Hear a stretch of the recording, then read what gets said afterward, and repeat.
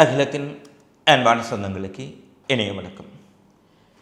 இன்றைய தினம் காலையில் ஈரான் அமெரிக்கா இடையில் ஏற்பட்ட போர் நிறுத்த ஒப்பந்தம் மத்திய கிழக்கிலும் உலகிலும் ஒரு அமைதியை ஏற்படுத்தலாம் என்றும், கார்முஸ் ஜலச்சந்தி மீண்டும் திறக்கப்படுவதால் சர்வதேச ரீதியில் ஏற்பட்ட கச்சா எண்ணெயினுடைய விலை பொருளாதார நெருக்கடியில் படிப்படியாக அகன்று ஒரு அமைதியான சூழல் நிலவும் என அனைவரும் எதிர்பார்த்த சூழ்நிலையில் இஸ்ரேல் தன்னுடைய முதுகில் குத்தக்கூடிய வேலையை மீண்டும் காட்டியிருக்கின்றார்கள். நெதன்யாகுவும் அவனுடைய போர்க்குற்ற இராணுவமும் நடத்திய தாக்குதல் போர் நிறுத்த ஒப்பந்தத்தை கேள்விக்குறியாக்கி இருக்கின்றது.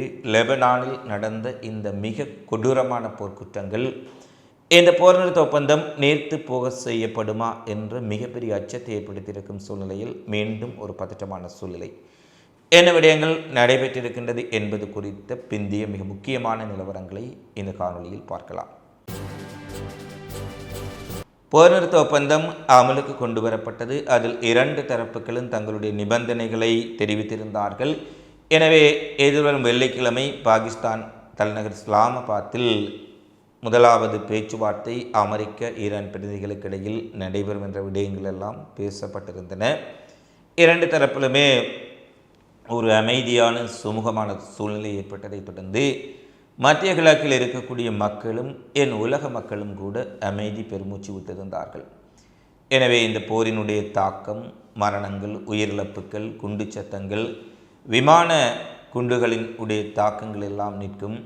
சர்வதேச ரீதியில் ஏற்பட்ட பொருளாதார நெருக்கடி படிப்படியாக குறைவடையலாம் என அனைவரும் நம்பிக்கொண்டிருந்த சூழ்நிலையில் போர்க்குற்றவாளி நெதன்யாகுவும் அவனுடைய குற்றவியல் இராணுவமும் லெபனான் மீது இன்று நடத்திய மிக கொடூரமான தாக்குதல், கண்மூடித்தனமான தாக்குதல் நடைபெற்றிருக்கின்றது. 10 நிமிடங்களில் 100க்கும் மேற்பட்ட இலக்குகளை தாக்கியிருப்பதாக இஸ்ரேலிய ஆக்கிரமிப்பு படைகள் குறிப்பிட்டிருக்கின்றார்கள்.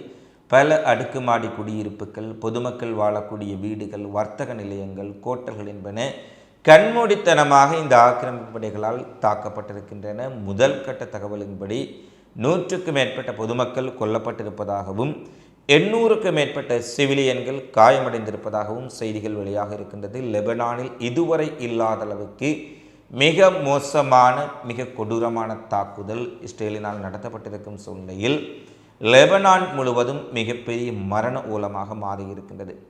இந்த ஒப்பந்தத்தை எப்படியாவது குழப்பி அடித்துவிட வேண்டும். ஏனெனில் நெதன்யாகு என்ற போர்க்குற்றவாளி அவன் போரை நடத்துவதன் ஊடாக மட்டுமே தன்னை பாதுகாத்து கொள்ள முடியும். அந்த நாட்டிலே மிகப்பெரிய மோசடி வழக்குகள், ஊழல் வழக்குகள் நெதன்யாகு மீது நடைபெற்று கொண்டிருக்கின்றது.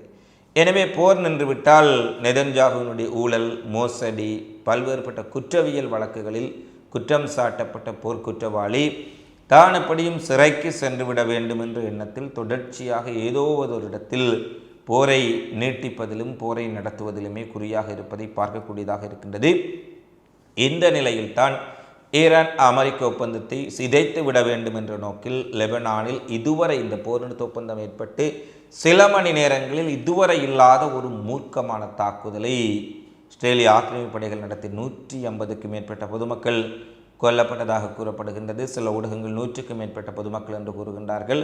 ஆனால் லெபனானில் இருக்கக்கூடிய சில ஊடகங்களினுடைய கருத்தின்படி இதைவிட அதிகமானவர்கள் கொல்லப்பட்டிருக்கலாம் என்றும், அடுக்குமாடிகளிலும் உடைந்த அந்த கட்டிட இடிபாடுகளுக்குள் மிக பெரிய அளவில் சடலங்கள் இருப்பதால் அதிக எண்ணிக்கையான உயிரிழப்புகள் இருக்கலாம் என்று ஒரு அதிர்ச்சி செய்தியை வெளியிட்டிருக்கின்றார்கள். இந்த பேச்சுவார்த்தை நடைபெற்ற போதே போர் நிறுத்தம் என்று சொன்னால் அது அனைத்து முனைகளிலும் நிறுத்தப்பட வேண்டும் என்பதை ஈரான் தெளிவாக கூறியிருந்தார்கள். ஈரானில் மட்டுமல்ல, லெபனானில், காசாவில், ஈராக்கில், ஏமனில் என அனைத்து முனைகளிலும் எங்கெங்கெல்லாம் தாக்குதல்கள் இரண்டு பக்கங்களிலும் நடைபெற்றதோ அந்த அனைத்து முனைகளிலும் இந்த தாக்குதல்கள் முற்றாக நிறுத்தப்பட வேண்டும் என்பது பலருடைய விருப்பமாக இருந்தது. அதை ஈரானும் தெரிவித்திருந்தார்கள். அமெரிக்கா அதற்கு சம்மதம் தெரிவித்திருந்தார்கள் என்பதும் குறிப்பிடத்தக்கது.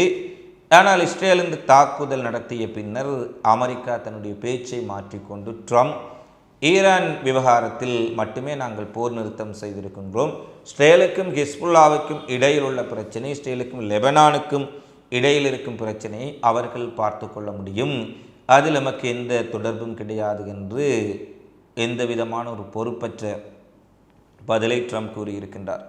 எனவே ட்ரம்பினுடைய நிலைப்பாட்டையும் தெளிவாக பார்க்கக்கூடியதாக இருக்கின்றது. இந்த போர் நிறுத்தம் என்பது அவர்கள் என்ன சிக்கல்கள், நாட்டுக்குள் ஏற்பட்ட நெருக்கடி, ஈரானின் தொடர் தாக்குதல்கள் என்ற ஒரு நெருக்கடி நிலையின் காரணமாக இந்த போர் நிறுத்தத்தை கொண்டு வந்தார்களே தவிர சமாதானத்தையும் அமைதியையும் அனைத்து இடங்களிலும் ஏற்படுத்தும் நோக்கம் இல்லை என்பதை மீண்டும் மீண்டும் நாங்கள் தெரிவித்து வருகின்றோம். இதற்கு முன்னைய காணொளிகளில் கூட இந்த போர் நிறுத்தம் கொண்டு வரப்பட்டதன் நோக்கத்தை தெளிவுபடுத்தி இருந்தோம்.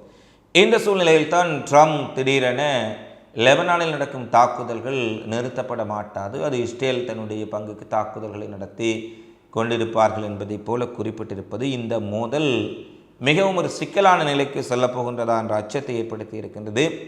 எனவே ஹிஸ்புல்லாக்கள் மீது, லெபனான் குடிமக்கள் மீது நடத்தப்பட்ட தாக்குதல்கள் மிக மோசமான போர் குற்றம் என்றும் இது ஒரு போர் நிறுத்த ஒப்பந்த மீறல் என்பதையும் ஈரான் வெளியுறவுத்துறை அமைச்சர் அப்பாஸ் அரக்ஷி தெரிவித்திருக்கின்றார். அதேபோல லெபனான் மீதான இஸ்ரேலின் தாக்குதலை தொடர்ந்து, ஏனெனில் அனைத்து முனைகளிலும் போரை நிறுத்துவதாக கூறிவிட்டு மீண்டும் லெபனான் மீது தாக்கியிருப்பதனூடாக இஸ்ரேலும் அமெரிக்காவும் ஈரானின் முதுகில் குத்தியிருக்கின்றார்கள். இந்த சமாதானத்தை நாட்டுவதற்கு முனைப்பு காட்டிய அனைத்து பாகிஸ்தான் உட்பட அனைத்து நாடுகளின் முதுகிலும் குத்தியிருக்கின்றார்கள் என்பதை பார்க்கக்கூடியதாக இருக்கின்றது. தற்போது கார்முஸ் ஜலச்சந்தி மாறு அறிவிப்பு வரை மூடப்படும் என்ற அறிவிப்பை ஈரான் விடுத்திருக்கின்றார்கள். அதேபோல் தொடர்ச்சியாக லெபனான் மீது தாக்குதல்கள் நடைபெற்றால் முழுமையாக போர் நிறுத்தத்திலிருந்து விலகுவது குறித்தும் தாங்கள் மிக முக்கியமான முடிவை அறிவிக்கப் போவதாக ஈரான் அறிவித்திருக்கின்றார்கள். ஏனெனில் முதல் நாளிலேயே போர் நிறுத்தம் ஆரம்பித்து சில மணி நேரங்களிலேயே ஈரானின் கூட்டாளிகளான லெபனான் மீது மிக மோசமான தாக்குதலை நடத்தியிருப்பது இந்த போர் நிறுத்தத்தை இஸ்ரேலும் அமெரிக்காவும் தொடர்ச்சியாக கடைப்பிடிப்பார்கள் என்ற நம்பகத்தன்மையை மிகப்பெரிய அளவில் இழக்க செய்திருக்கின்றது. ஏற்கனவே ஈரான் குறிப்பிட்டார்கள், அமெரிக்கா மீது எங்களுக்கு எப்போதும் நம்பகத்தன்மை இல்லை, ஒரு மிக முக்கியமான சிக்கல், உலகம் மிகப்பெரிய நெருக்கடியை எதிர்கொள்வது என்பதற்காக இந்த போர் நிறுத்தத்தை சம்மதித்தோம், ஆனால் அமெரிக்கா மீது ஒருபோதும் நாங்கள் நம்பிக்கை கொள்ளவில்லை என்பதை தெளிவுபடுத்தி இருந்தார்கள். அந்த விடயத்தை சரியென காட்டுவது போல இஸ்ரேல் அமெரிக்காவினுடைய நடவடிக்கைகள் அமைந்திருக்கின்றன. எனவே லெபனான் மீது தொடர்ந்தும் இஸ்ரேல் தாக்குதல் நடத்தினால் எந்த நேரத்திலும் போர் நிறுத்தத்தில் இருந்து முழுமையாக விலகி விடுவோம் என ஈரான் அறிவித்துள்ளமை போர் நிறுத்த ஒப்பந்தம் முறிவடைய போகின்றதா என்ற அச்சத்தை ஏற்படுத்தி இருக்கின்றது. இந்த நிலையில் அமெரிக்காவில் இருக்கக்கூடிய ஊடகங்கள் எதிர்வரும் வெள்ளிக்கிழமை பாகிஸ்தானில் ஈரான் அமெரிக்க பிரதிநிதிகள் சந்தித்து பேச்சுவார்த்தை நடத்துவார்கள் என்று செய்திகளை வெளியிட்டிருக்கின்றார்கள். அமெரிக்க துணை அதிபர் ஜேடி வான்ஸ் மற்றும் அமெரிக்க தூதுக்குழுவின் முக்கியஸ்தர்கள் பங்கு பெறலாம் என்றும் ஈரானின் சார்பில் சபாநாயகர் மற்றும் வெளியுறவுத்துறை அமைச்சர் பேச்சுவார்த்தையில் இடம்பெறலாம் என்றும் செய்திகளை வெளியிட்டிருக்கும் சூழ்நிலையில் லெபனான் மீதான தொடர் தாக்குதல்கள் இந்த பேச்சுக்களை பாதித்து விடுமா என்ற அச்சம் உலகம் முழுவதும் எழுந்திருக்கின்றது. இந்நிலையில்தான் பாகிஸ்தானும் சர்வதேச சமூகமும் இஸ்ரேலை கட்டுப்படுத்த மிக தீவிரமான முயற்சிகளை எடுத்து வருவதாகவும், எனினும் லெபனான் மீதான மிலேச்சத்தனமான கொடூரமான தாக்குதல்களை இஸ்ரேல் நிறுத்தாவிட்டால் இந்த ஒப்பந்தத்தில் இருந்து விலகுவதை தவிர தங்களுக்கு வேறு வழி இல்லை என ஈரான் தெரிவித்திருக்கின்றார்கள். எனவே போர் நிறுத்தம் ஆரம்பித்து மக்களினுடைய மகிழ்ச்சி, மக்கள் அமைதி ஏற்படலாம் என்ற நம்பிக்கை ஆரம்பிப்பதற்கு முன்பே சுருங்க ஆரம்பித்திருக்கின்றது. இஸ்ரேல் அமெரிக்கா தங்களுடைய குணத்தை மீண்டும் காண்பித்திருக்கின்றார்கள். போர் நிறுத்தம் என்னவாக போகின்றது என்பது மிகப்பெரிய கேள்வி. அதேபோல் இன்னொரு விடயத்தையும் குறிப்பிட வேண்டும். லெபனான் மீதான தாக்குதலுக்கு முன்பாகவே ஈரானின் மற்றொரு எண்ணெய் வளம் கொண்ட சிஸ்ரி தீவின் மீதும் இஸ்ரேல் மற்றும் ஐக்கிய அரபு எமிரேட்ஸ் இணைந்து ஒரு மிகப்பெரிய அளவிலான தாக்குதலை நடத்தியிருந்தார்கள். இதில் அந்த பகுதியில் இருக்கக்கூடிய எண்ணெய் கிணறுகளும் தீப்பற்றி எறிந்திருந்தன. இதற்கு பதிலடியாக எமிரேட்ஸ் குவைத் மீது ஈரான் பதில் ட்ரோன் தாக்குதல் நடத்தியிருந்தமையும் குறிப்பிடத்தக்கது.